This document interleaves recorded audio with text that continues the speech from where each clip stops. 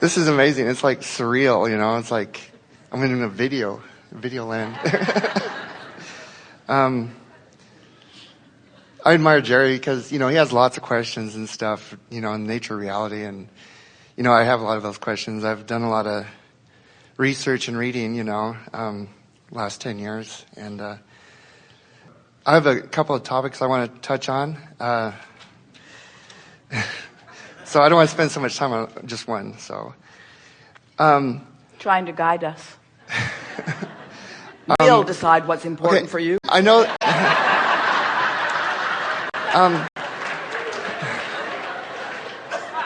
I know there's no such thing as death when you die, but I have this fear. I've read in some other books, like when you die, you return to source and you lose your individuality. And that really sets fear in me because I want the personality that I have now, my ego, even though I evolve and stuff, I want to keep that identity. Build upon it, but I don't want to lose it after death. Well, it's all semantics, because if realigning with more of who you are feels like loss to you, then there's something misunderstood. The only parts of you you lose are the wimpy, frightened victim parts. You won't miss them, we promise you, because they're the parts you don't like anyway.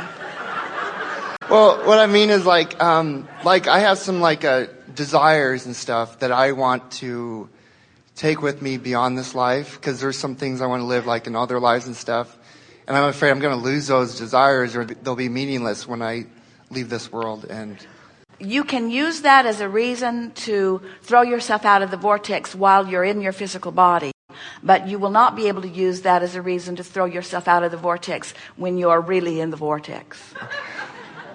Okay. You're not hearing us as fully as we want you to. Okay. So let's slow it down and make sure you get this. When you reemerge into non-physical, here's a better way. It's like, as Esther is here allowing us to flow through, Esther is not dead or asleep or not participating. Esther is alert and alive and in tune and in sync. In other words, Esther would say to you that her alignment with Abraham is the most satisfying moment by moment experience that she ever has. It's not a less than experience, it's a more than experience. And your death experience will feel like that to you. But you still have a reference point, like, that you carry with you. Do we feel unfocused to you? No. We're as dead as it gets.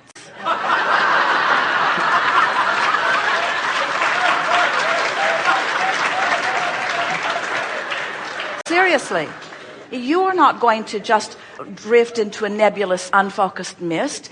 You see, you were source energy, and you were focused source energy. You were so focused that you had the means to set forth into creation the physical being that you now know as you. That's pretty incredible focus. We don't see you doing anything nearly that good now you're here.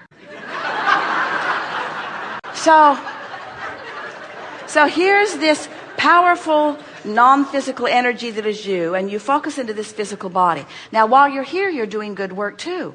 You're sifting through the contrast, you're fine-tuning, you're coming to greater and greater preferences, and all of those are being held in this vortex, which you can allow yourself to reap the full manifestational benefit of while you're here, or you can allow it to remain unreceived by you while you're here. But when you reemerge into non-physical, you reemerge into the fullness of all that you've created, into this new vantage point from which you continue to launch creations, you see. Okay. It is our promise to you that you will find what you call the death experience more focused than anything that you have ever known while you are here in this physical body.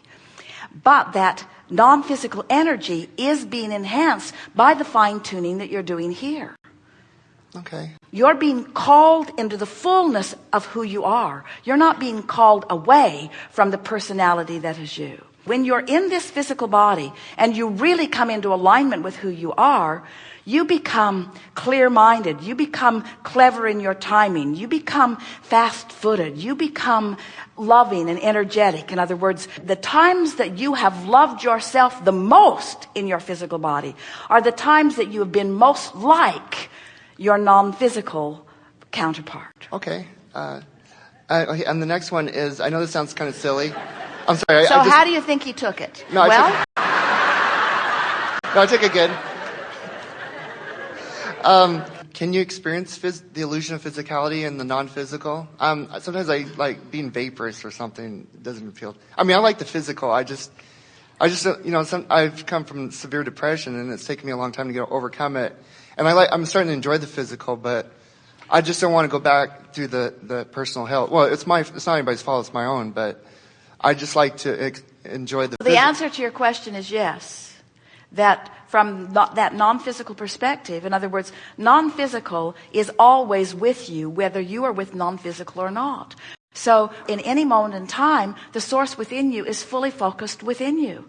Not focused upon your problems, focused upon the solution that you have ferreted out of the contrasting experience. But there is no separation between that which is physical and that which is non-physical. We are fully functioning. And not only that, but from the non-physical vantage point, you can focus within human, within turtle, within dove, in other words, you can focus into any aspect of physical that you believe will give you the most rewarding experience in the moment of your focus. And even in non-physical, you can experience the illusion of physicality without. Why are you calling it the illusion of physicality? Because I've read a lot of quantum physics that we're matched to a wavelength, slow down matter, and that solidarity is not really solid after all. But you see, it's that conversation you keep having with yourself that's making you talk about nebulous mist. You're the one introducing the illusion to reality. You see what we're getting at? Yeah.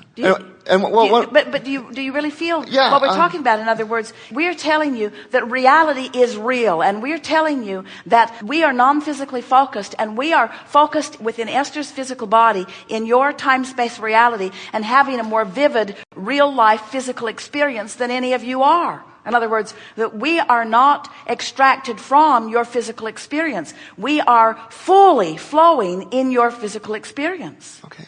So when you reemerge into non-physical, you're not going to feel less than, and you're not going to be distracted from all of the good stuff that has been created. Are you following? Yeah. Okay. We got like a few minutes. There's a couple of topics I'm integrating what you're saying, really, but there's some important topics that I'm trying to run through them. So I know I agree. That's another nice thing about non-physical. We are not time limited. Well, we got like 5 minutes. That's another nice thing about non-physical. We are not time limited. Okay. One thing that now I really like your idea about when you die, you emerge in the non-physical and bliss. But I've read a lot of so-called other channels and stuff that says that that's not the case. There's they're wrong. The lower astral, which hell. There's a hell, and then there's where most of us go, the middle astral, and then there's the celestial, where only the lovey go into. And that, I mean, I don't want to buy into that, but sometimes it makes me uncomfortable when I hear that stuff. Of course it does. It makes you uncomfortable anytime you hear something that your inner being does not agree with. Okay.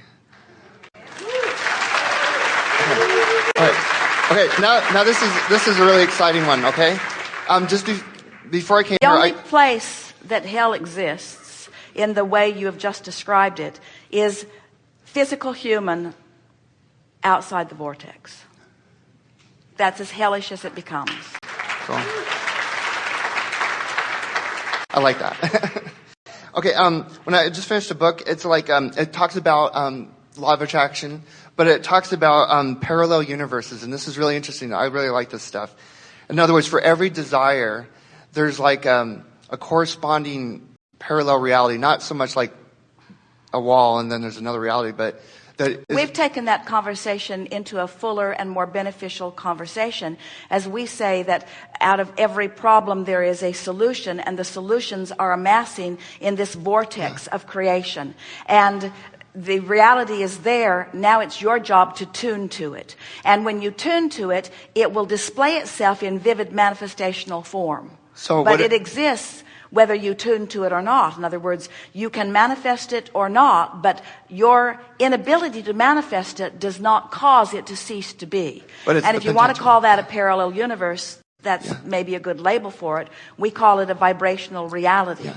But these quantum physicists, they have different, they got the math and stuff, but they don't know how to. It's like, they got the. It's because they are trying to think their way to it instead of feel their way to Right. it. And you're doing a little bit of that too. So in other words, I have a really active imagination, and I mean, it's almost, I guess it's pathetic sometimes, but. It's inspiring and uplifting and life-giving and of value. When I get relaxed and stuff, I actually have dreams like I'm in another reality, experiencing things that I want to experience. For example, the movie Avatar, I actually fantasize what it would be like to live in that world. I mean, what it'd be, and I just and you said in your earlier recordings that the power to manifest worlds. Can you take that literally? Yes, literally. What you're seeing with your eyes is a vibrational interpretation. What you're hearing with your ears is a vibrational interpretation. When you have what you are calling dream state. Or fantasy. Well, let's take dream state first. When you're having what you call dream state is a manifestation also. What you think and feel in your wake state and what manifests always match. What you predominantly think and feel in your wake state affects what manifests in your dream state. So your dreams are a reflection of what you're thinking and feeling. So, I mean, I know this sounds silly, but is it possible to actually experience that world as a real reality, and whether you die or... There are infinite alternate realities. There is no ending to them, but this is a stable platform. On this platform, there are others with whom you can share ideas, where you can smell similar things, where you can have conversations that have connection. When Esther wakes up from a dream where she's been here and here and here and here, she is so happy to wake up in the continuity of this life experience, you see. And that's the sales job that we're really doing with you. Of course, you have the ability to focus anywhere. We just want you to know that you are source energy, specifically and deliberately and emphatically, and with everything that you are, joyously focused into this magnificent time-space reality, in this physical reality, in this physical vessel, with enormous reason. And it is not going to be with some flimsy out of the vortex idea that you are going to offset this that you've got going and go into some alternate reality. It's not going to happen. That's not who you are. It's not what you want. It's not why you were born, you said.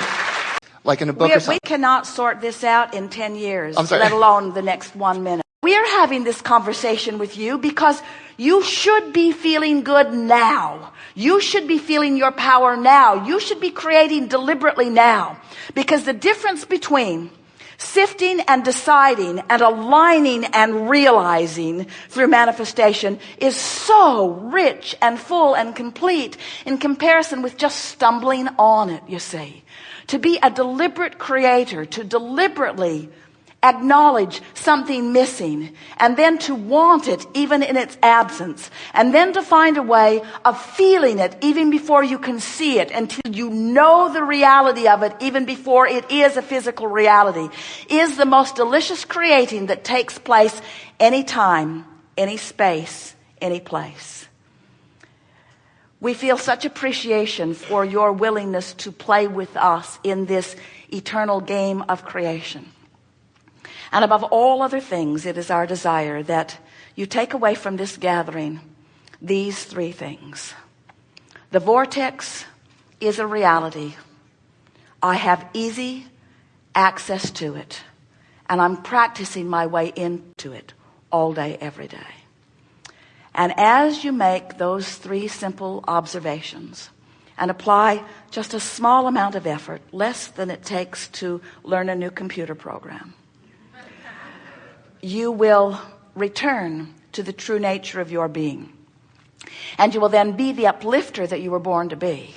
But most of all, you will be the liver of life in the way that you've meant it. You will see the world through the eyes of Source.